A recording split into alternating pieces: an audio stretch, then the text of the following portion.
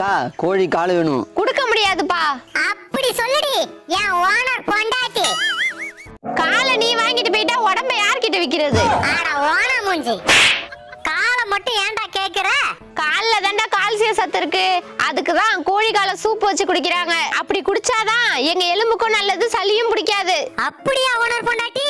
ஆமாண்டா, அதுக்கு தானப்பா கேக்குற? இல்லக்கா எங்க வீட்டு நாய்க்கு போடணும்.